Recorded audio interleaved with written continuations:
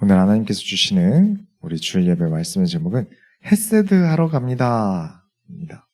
헤세드, 변치 않는 충성된 사랑. 하나님께서 우리를 향하여 반드시 이루시는 구원의 사랑이고 우리가 하나님을 향해 절대 변하지 않는 충성하는 사랑을 헤세드라고 합니다. 그래서 우리 옆 사람과 인사합시다. 헤세드하는 삶을 삽시다. 항상 하나님을 향하여 충성된 사랑을 살아가는 모든 소원교회 성도님들이 되시길 예수 이름으로 축원합니다. 서론으로 들어가겠습니다. 하나님과 가까워지겠다. 이 룻기는 어느 시대죠? 시점이 사사기 시대죠. 우리가 지난주에 엘리멜렉의 이름 뜻을 보았어요. 엘리멜렉 이름 뜻은 하나님은 나의 왕이시다 라고 정말 좋은 이름을 붙여두었지만 하나님을 버리는, 그리고 모압이라는 땅으로 이민을 가는 모습을 보면 사사기 전체의 압축판처럼 느껴져요. 그래서 사진 보여드리면 사사기 저자가 말하는 이 첫 번째 문제는 백성들이 하나님을 버렸다. 그래서 백성들이 누구를 버리죠? 하나님을 버렸던 가장 첫 번째 증거는 레위인을 버리는 거예요. 그러니 누구도 백성들에게 하나님 말씀인 성경을 가지고 바른 말을 할 수 있는 사람이 없어졌다. 그래서 이방 나라의 우상 숭배를 시작했다. 그 이방 나라가 쳐들어와서 이스라엘을 압제했다. 이방 나라가 좋아 보여서 이방 나라를 함께 했고 그들의 며느리와 함께 했는데 반대로 그들이 이스라엘을 압제합니다. 이 문제였잖아요. 그러니까 저와 여러분이 하는 신앙생활을 스스로 돌아볼 때 자가 점검을 하실 수 있어야 돼요. 내가 하나님과 멀어졌는가를 확인해 보셔야 돼요. 매일 하셔야 됩니다, 사실은. 이게 MBTI 검사보다도 어렵지 않아요. 시간도 오래 걸리지 않아요. 거꾸로 생각해 보면 되죠. 내가 지금 억가를 당하는가? 그렇다면 내가 하나님보다 혹시 나에게 더 중요한 게 있었는가? 쭉 생각해 보면 나와 하나님의 거리를 이해하는 게 어렵지 않아요. 그냥 오랜만에 이야기를 하는데 우리가 여기서 만약에 하늘을 보면 태양이 있는데 태양이 어느 정도 크기로 보이죠? 한 손톱보다 좀 작게 보여요. 그러면 태양이 작은 건가요? 보이기 내 손톱보다 작을 뿐이지 멀어서 작아 보일 뿐인 거예요. 엄청 크죠? 지구보다 크잖아요. 하나님은 크십니다. 그런데 왜 내 삶에는 하나님이 작아 보일까요? 그건 하나님께서 작아지신 게 아니라 내가 하나님과 멀어져서 그래요. 점점 보이지 않을 정도로 멀어지는 거죠. 그렇게 하나님과 멀어져 버린 사사기 시대에 반대로 이스라엘은 가장 하나님과 가까울 나라인 이스라엘에서 하나님과 멀어졌는데 하나님과는 저 먼 이방 나라에서 하나님과 가까워지겠다고 찾아옵니다. 그게 룻이었어요. 그게 우리가 보았던 룻기였습니다. 가장 하나님을 가까이 섬길 수 있는 곳에 살면서도 하나님과 멀어지는 이스라엘 백성들. 하나님과 연관이 하나도 없는 모압이라는 저 먼 나라에서 하나님과 가까워지겠다는 룻. 하나님과 멀어진 이스라엘에게 다시 가까이 오라 하시면서 살짝의 고난을 주세요. 그런데 고난을 피하겠다고 더 하나님과 멀어지면 그 고난으로 더욱 압제를 당합니다. 하지만 고난을 피하기 위해서 하나님과 더 가까워진다면 하나님께서 그 삶을, 그 인생을, 그 나라를 회복시키셨어요. 그게 사사기였고 그게 룻기입니다. 그래서 거리감이 중요합니다. 거리감이 중요해요. 근데 이 거리감을 어떻게 할까요? 우선순위와 후순위의 거리감이에요. 내가 하나님이 후순위로 밀려난 만큼 계속 나와 멀어지는 거예요. 그래서 하나님이 나에게 작게 보여요. 그렇게 멀어지다가 결국 압제를 당하고, 그렇죠? 멀어질수록 압제당하고. 근데 하나님과 가까워질 수 있는 만큼, 내 우선순위가 되는 만큼 하나님과 가까워집니다. 그래서 그 가깝다는 의미로 지난주 보아스가 룻에게 뭐라고 했죠? 여호와의 날개 아래 보호받으러 온 너. 그렇죠? 여호와의 날개 아래, 가까운 곳에 왔다는 거예요. 여호와의 날개 바로 아래만큼 가까워지는 거예요. 그렇게 하나님께 보호를 받습니다. 근데 이 문제들을 해결해 보겠다고 하나님과는 오히려 더 멀어지면 멀어질수록 하나님의 보호를 못 받겠죠. 예배 자리에 앉아서 예배 드리는 이 순간에도 하나님과 멀어질 수 있다는 얘기입니다. 교회는 가깝게 있어도 하나님과 멀어질 수 있어요. 그러니 우리가 마음을 담아서 지금 예배를 통해 룻과 같이 하나님과 가까이 하시게 되시길 예수 이름으로 축원합니다. 3장 1절을 보시면 룻의 시어머니 나오미가 그에게 이르되 내 딸아 내가 너를 위하여 안식할 곳을 구하여 너를 복되게 하여 하지 않겠느냐. 안식할 곳을 구하여 복되게 해준다는데 어떻게 할까요? 근데 좀 방법이 이상해요. 룻아 이 너 목욕 갖고 기름칠도 좀 하고 예쁘게 준비해서 보아스가 자러 오는 침실에 먼저 가서 이불 덮고 누워있어. 이렇게 얘기를 하는 거예요. 이상하죠. 근데 그걸 또 룻이 네 말씀대로 할게요. 이상해요. 아니 무슨 복을 받게 하겠다는 게 보아스랑 한 이불을 덮으러 가래요. 이상하잖아요. 지금 시어머니가 한 얘기예요. 이 이야기는 엄마도 아니고 시어머니가 한 얘기예요. 죽은 아들의 며느리에게 다른 남자랑 동침하고 정착해서 살자. 그걸 듣고 며느리가 네 그렇게 할게요. 정말 이상하지 않습니까? 근데 지금 우리 입장에서는 이상하지만 지금 나오미와 룻은 율법대로 언약을 이어가려고 하는 거예요. 그 언약이 고엘이라는 언약입니다. 율법이에요. 지난주에 말씀드렸던 언약이죠. 룻이 본래 아이를 낳아야 하는데 못 낳으니까 고엘법에 따라서 보아스가 룻을 통하여 아이를 낳는 거예요. 고엘은 기업을 이어주는 법이기도 하고 정착시켜주는 법이기도 하고 대신 빚을 갚아주는 법이요. 아주 쉽게 말하면 고엘은 너 대신 친족인 내가 갚는다라는 법이에요. 아시겠죠? 진짜 이상하지만 지금 나오미와 룻이 하나님의 법대로 해보자. 모압으로 갈 때는 우리가 불의했다. 율법 안 지켰어요. 하나님의 언약 안 지켰어요. 그래서 하나님의 법을 어기고 이민을 갔지만 지금 이스라엘에 돌아와서 하나님의 법대로 다시 한번 해보자라는 도전의식이 생긴 거예요. 하나님과 가까워진 거죠.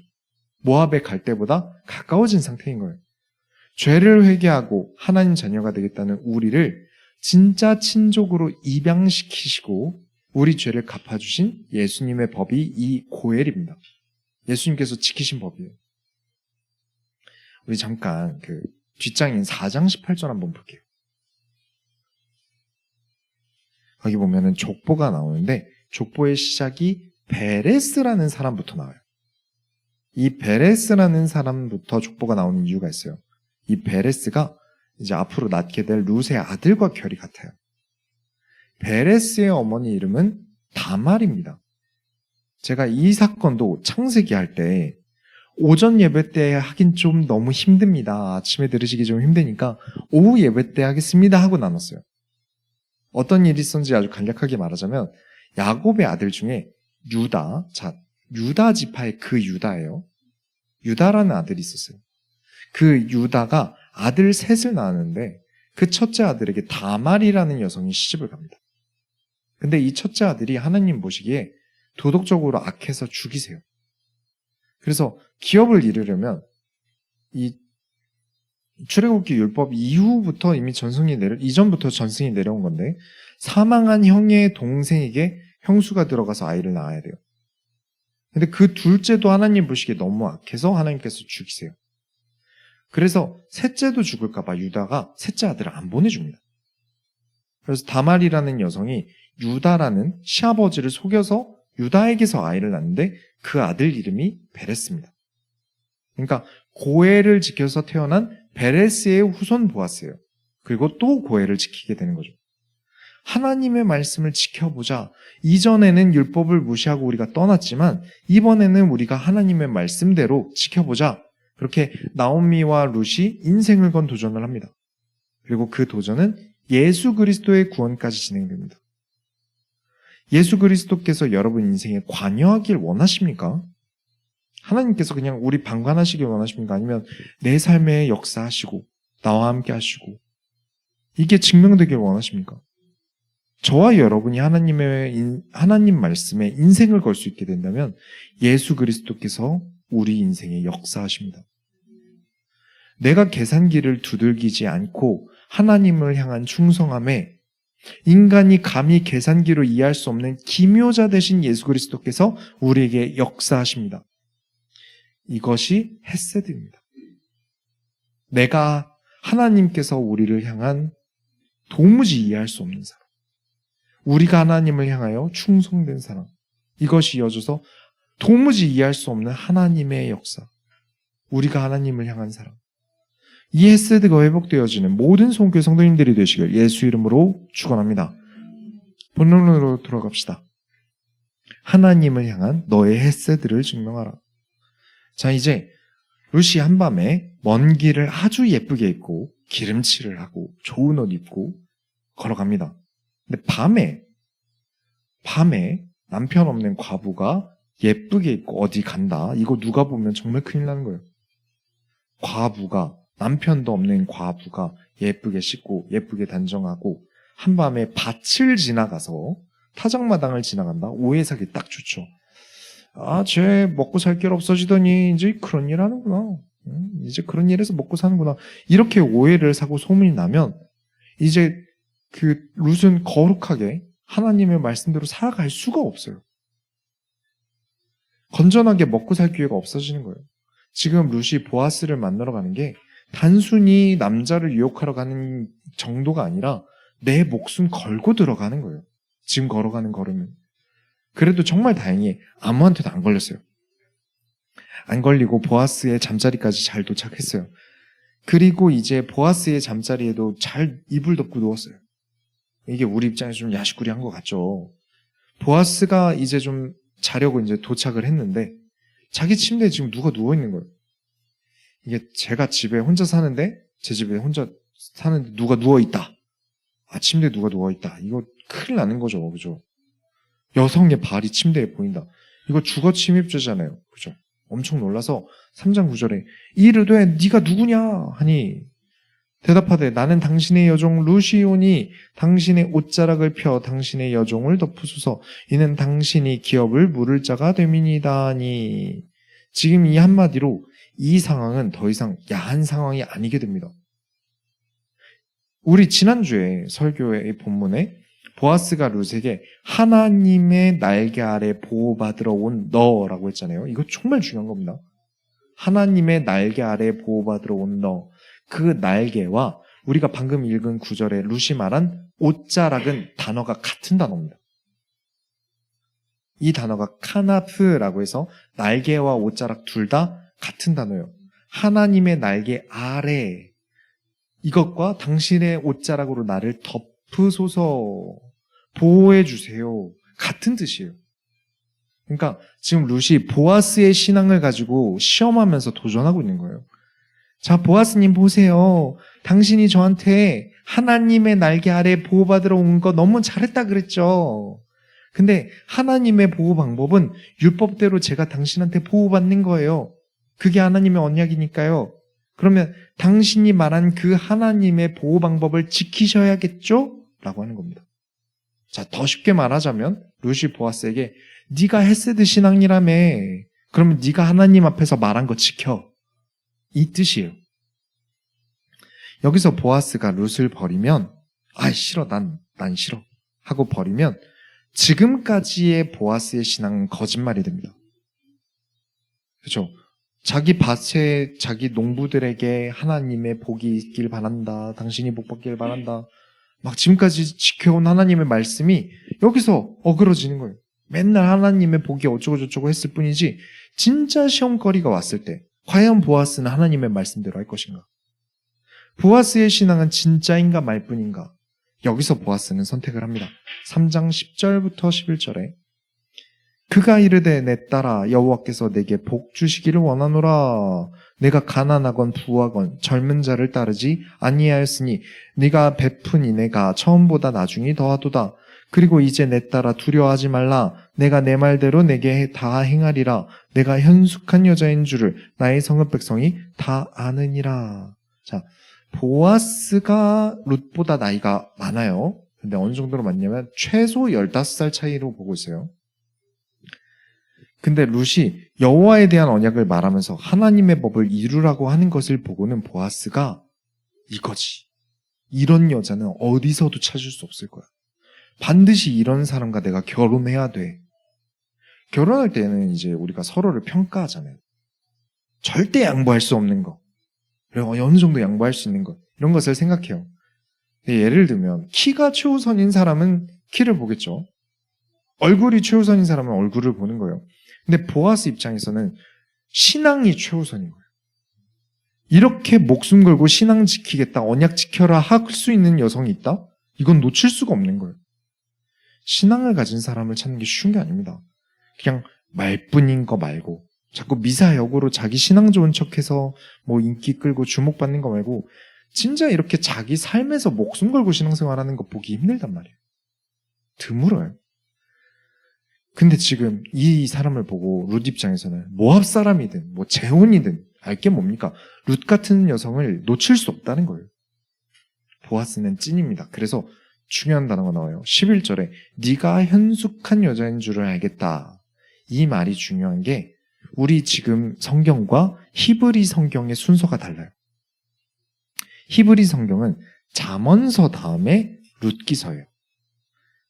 잠언, 룻기, 아가. 근데 지금 잠언 마지막 장에 나오는 이야기가 뭐냐면 현숙한 여인에 대한 이야기예요. 잠언 31장이 마지막이거든요. 그 31장 다 볼 수 없으니까 제가 10절만 읽어드리면 누가 현숙한 여인을 찾아 얻겠느냐? 그의 값은 진주보다 더하니라 라면서 쭉 우리가 추구해야 될 이성관에 대해서 설명합니다. 어떤 여성과 어떤 남성과 결혼해야 할지 하나님이 기준을 잡아두신 이후에 이 31장 다음을 넘기면 룻기가 나오네. 룻이 그 잠언 이 31장에 딱 부합하는 사람이 이 룻이다 라는 설명을 하고 싶은 거예요. 자, 잠언 31장에 이런 여성 만나, 그런 여성은 룻 같은 사람이야 라고 설명하고 있는 거예요. 그래서 히브리 성경은 잠언의 현숙한 여인에 대해 설명하고, 근데 내 취향 아닐 수 있잖아요. 아니, 네 취향 아니어도 상관없어, 사랑해 라면서 그 다음에 아가서로 넘어가는 거예요. 자, 근데 이제 룻이랑 보아스랑 결혼해서 잘 살았다 하고 끝나면 참 좋겠는데, 보아스보다 나오미 집안에, 엘리멜렉 집안에 더 가까운 남자가 있는 거예요. 순서는 거기가 우선순위예요. 원래대로면 그 남자네로 들어가야 돼요. 그래서 보아스가 약속을 합니다. 오늘 아침까지 있다가 조심히 집에 들어가. 너 여기 왔던 거 걸리면 안 돼. 그렇다고 내가 너 포기했다고 생각하지 마.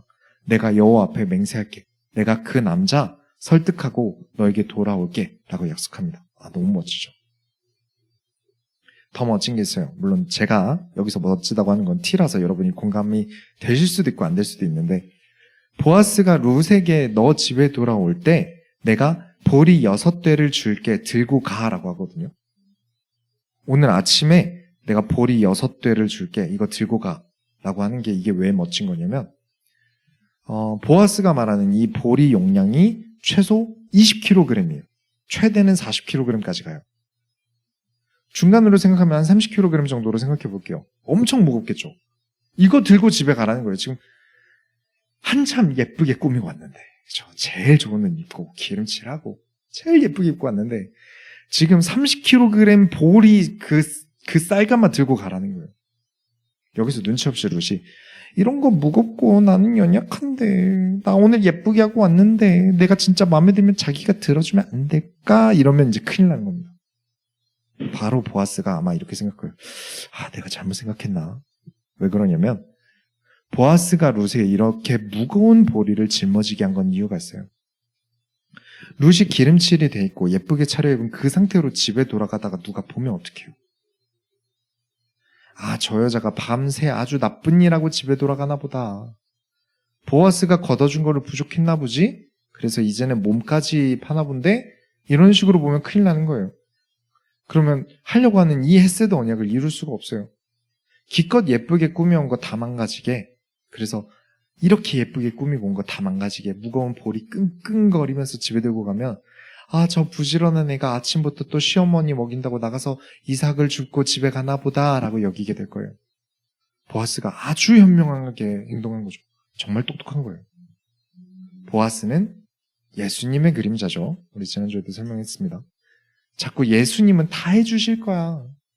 예수님은 나의 모든 걸 다 해주실 거야. 내가 하는 건 뭐 인본주의야. 복음은 내가 하는 게 아니라 하나님께서 다 해주시는 거야. 라는 말도 안 되는 이야기를 하는데 실상은 나에게 30kg 보리가마니를 들고 집으로 들어가라 하시는 삶도 살게 하실 수 있는 거예요. 누군가에게는 자신의 전부인 그물과 배를 버리고 따라오라고도 하시고요. 누군가에게는 아무것도 안 했는데 병을 낫게 해주시기도 하세요. 그 모든 것은 기묘자의 선택이지 우리의 선택이 아닙니다. 우린 그저 종으로서 하나님의 말씀대로 할 뿐이에요. 그리고 히브리 민족의 문화는 6이 불완전 숫자고 7이 완전 숫자예요. 하나 부족하잖아요. 완전한 숫자보다 하나 부족한 숫자가 6이에요. 그래서 불완전 숫자.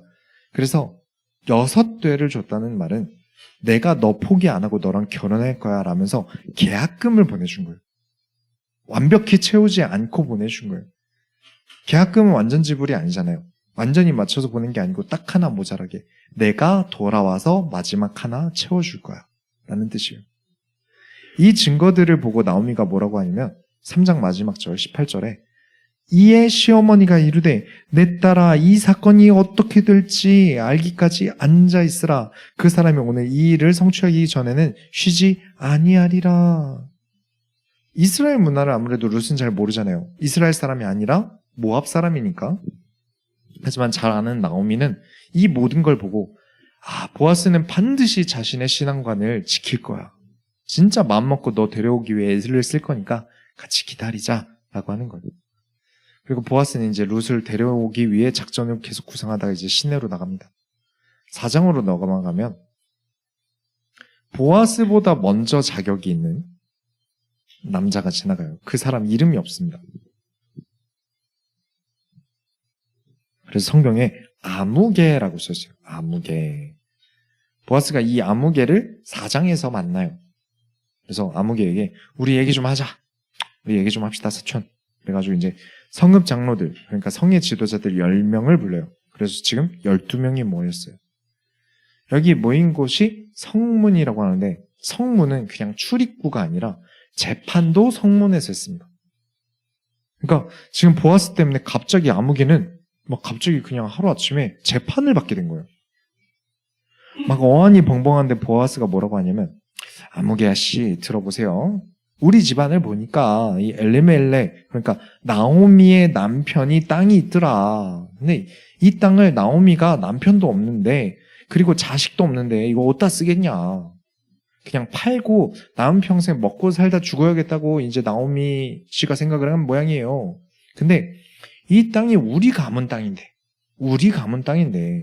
가문의 땅은 또 우리가 지켜야 되지 않겠습니까? 그러니까 당신이 소유권을 사서 가지고 계세요 라고 보아스가 아무개에게 얘기합니다. 자, 소유권이요. 완전히 내 땅으로 가지는 게 아니라 싼 값에 소유권만 사는 거예요. 쉽게 말하면 자동차 리스 같은 거예요. 자동차 리스가 매월 일정 금액이 나가다가 시기가 지나면 그 자동차가 소유가 내 소유로 바뀌죠. 그거랑 똑같이 땅 소유권을 나오미에게 싸게 사는 거예요. 근데 나오미는 자식이 없잖아요. 아들이 없잖아요. 그래서 물려줄 사람이 없으면 며느리 하나밖에 없는데 그 땅은 소유권을 가진 사람에게 돌아갑니다. 그래서 아무개 입장에서는 나오미의 땅의 소유권을 가지고 있다가 나오미가 죽으면 물려줄 자식이 없으니까 아무개에게 돌아간다. 그 땅 주인이 아무개가 되겠죠. 그러면 좋은 투자죠. 좋은 투자네. 지금 싸게 사서 나중에 나오미 죽으면 이 비싼 땅이 내 땅이 되겠네. 라는 생각에 아무개가 그럼 그 땅 내가 살래. 소유권을 내가 살래. 라고 합니다. 막 싸게 살 생각이 들떴어요. 이제 심적으로 가격 체감이 엄청 낮아졌어요. 그 땅에 대해서. 근데 바로 보아스가 뭐라고 하냐면 근데 너 그 땅 소유권 사려면 나오미의 며느리 룻을 통해서 아들을 낳아야 돼. 라고 합니다. 이 말 듣고 아무개가 머리가 복잡해져요. 아들을 낳으면 그 땅이 아무개 집안의 땅이 아니라 룻이 낳은 아들 땅이 돼요. 엄밀히 말하면 룻의 전남편, 사망한 전남편의 땅이 되는 거기 때문에 그 아들에게 그 땅이 다시 돌아갑니다. 이게 똑같아 보이지만 달라요. 아무개는 대리로 룻이 임신할 뿐이지 그 룻의 아버지가 아무개가 되는 게 아니에요. 그 말을 듣고 아무개가 갑자기 머리가 복잡해져요. 부양 가족은 늘고, 근데 법적으로는 내 아들이 아니에요. 집에 가서 아내가 이제 둘이 되었다고 말하면 어떻게 될까요? 바가지 긁히겠죠. 벌써 죽고 싶어요. 그래서 아무개가 나는 손해를 감수하고 싶지 않다. 네가 땅 가져가라 하면서 땅을 포기하고 장로들이 증인이 되면서 보아스가 룻을 데려가게 됩니다. 그리고 장로들이 보아스에게 이렇게 말해요. 4장 11절부터 12절에 성문에 있는 모든 백성과 장로들이 이르되 우리가 증인이 되나니 여호와께서 내 집에 들어가는 여인으로 이스라엘의 집을 세운 라헬과 레아 두 사람과 같게 하시고 내가 에브라스에서 유력하고 베들레헴에서 유명하게 하시기를 원하며 여호와께서 이 젊은 여자로 말미암아 내게 상속자를 주사 내 집이 다말이 유다에게 낳아준 베레스의 집과 같게 하시기를 원하노라 하니라. 라헬과 레아 같이 두 사람 같이 되게 하시고 이 두 사람은 야곱의 두 아내 이름입니다. 장로들이 이방 사람인 룻에게 이스라엘의 조상 어머니처럼 되라고 축복해요. 이스라엘의 하나님의 백성의 조상이 되라고 축복해요. 이 복은 진짜로 이루어집니다. 이따가 설명드릴게요. 그리고 다말이 유다에게 낳아준 베레스의 집 같게 하시기 원하노라. 이 다말 사건과 룻의 사건이 판박이거든요. 이 이후에 룻이 아들을 낳았고 베들레헴의 여성들이 축제에서 뭐라고 노래를 부르냐면 너를 사랑하며 일곱 아들보다 귀한 너의 며느리라고 노래를 불러요. 아까 일곱이 완전수라고 했죠. 일곱 아들이면 완전한 아들, 부족한 거 하나도 없는 아들. 요즘 말로 하면 엄친아 이런 느낌인데 한술 더 떠서 이 고대 이스라엘에서 며느리가 더 귀하다라고 말하는 거예요. 이 사사시대 여성 인권이 밑바닥이었던 이 사사시대에 룻이 아들들보다 귀하다라고 지금 이스라엘 사람들이 얘기하는 거예요. 그 어둡고 지들밖에 모르고 하나님을 버리고 레위 지파 방치하고 우상에 돈을 쏟아붓던 사사시대의 보아스와 룻 사건이 최소한 베들레헴 안에서 언약이라는 영향력을 이 룻의 집안이 끼치기 시작한 거예요. 그래서 이 노래의 뜻은 역시 언약이 최고네. 역시 헤세드를 해야 돼. 아들 7 낳으면 뭐 할 건데 이방 여인이라도 하나님을 따라가는 사람, 이 사람이 최고지. 결론을 내리겠습니다. 예수님과 가까운 이름으로. 자, 우리 성경 마태복음 1장에는 예수님의 족보가 있어요. 유다는 다말에게서 베레스를 낳습니다. 이렇게 낳고 살몬은 라합에게서 보아스를 낳고 보아스는 룻에게서 오벳을 낳고 자, 다말은 아까 말씀드린 대로 유다가 고엘을 지켜주지 않아서 직접 나서서 고엘 언약을 성사시킵니다. 그리고 라합은 이방 민족의 기생이었어요. 이스라엘 사람도 아니에요. 그러나 하나님을 선택한 여성이에요. 룻은 모압 족속 사람이에요. 이 사람도 이스라엘 백성 아니에요. 근데 하나님의 언약을 따라서 이스라엘로 돌아와서 목숨을 건 도전을 한 사람이에요. 그렇게 언약을 지킨 사람들을 하나님께서 사랑하셨다 정도가 아니라 가까이 하셨다는 증거로 예수님 족보 안에 넣어버립니다. 예수님의 족보 안에 예수님과 가까이 이름이 써있는 사람들이 돼요. 하나님과 가까이 하기 위해 목숨을 걸고 도전했던 사람들을 하나님께서 사랑하사 가까이 두셨다. 그래서 성경 기자들이 이 여성들을 족보 안에 이름을 넣습니다. 거기다가 원래 율법대로면 오벳은 룻의 낳은 아들은 보아스 아들로 치면 안 돼요. 룻의 전남편 아들로 족보가 들어가야 돼요. 근데 성경은 그 사실을 인정하지 않아요. 보아스는 룻을 구하기 위해 밭을 사고 룻을 아내로 삼습니다. 하지만 정석대로 법대로는 아내가 될 수 없어요. 그렇게 해도 결국 죽은 건 전 남편에게 족보가 넘어가서 보아스는 좋을 게 하나도 없어요. 그러나 보아스는 희생합니다. 룻이라는 여성은 정말 하나님의 사람이야. 이런 사람을 가까이 둬야 돼. 이런 사람에겐 그 무엇도 아깝지 않아라고 하는 거예요.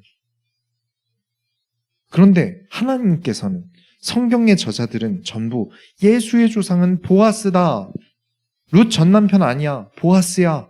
왜냐? 그가 하나님과 가까웠으니까. 그가 하나님과 가까웠으니까. 보아스가 룻의 남편이다. 룻의 전 남편을 인정하지 않는다. 하나님은 보고 계세요. 누가 하나님의 사람인가? 법으로 누가 인정한다 안 한다 중요하지 않아요.